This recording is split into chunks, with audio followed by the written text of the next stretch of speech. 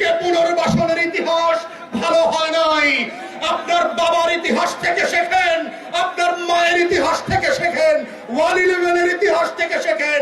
এই দাজ্জালকে যদি পুনর্বাসনের চেষ্টা করেন, দাজ্জাল পুনর্বাসিত হবে না, আপনারা নির্বাসিত হয়ে যাবেন।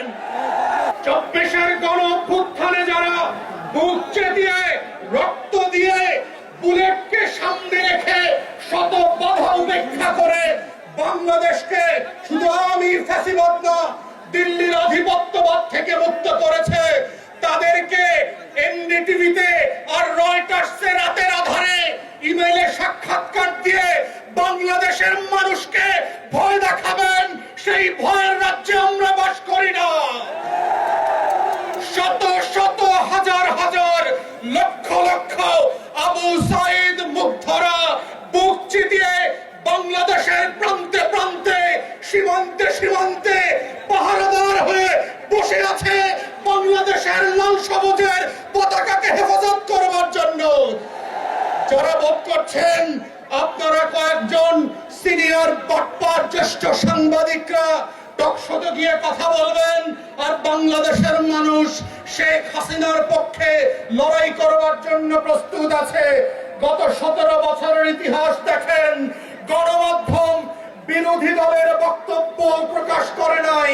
টকশোতে বিএনপি জামাতের বক্তব্য ছিল না, কোন গণমাধ্যম তাদের খবর বক্তব্য পর্যন্ত প্রকাশ করায় আদালতের নিষেধাজ্ঞা ছিল।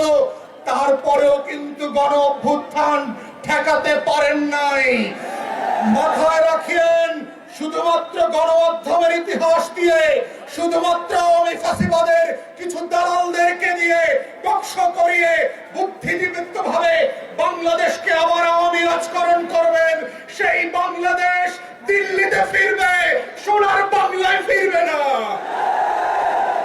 বিভিন্ন জায়গায় বরিশাল সহ আমরা খবর পাচ্ছি আপনাদের দলের নেতা কর্মীদের পৃষ্ঠপোষকতায় আর্থিক লেনদেনের মাধ্যমে আওয়ামী লীগের গুন্ডা পান্ডারা পুনর্বাসিত হচ্ছে।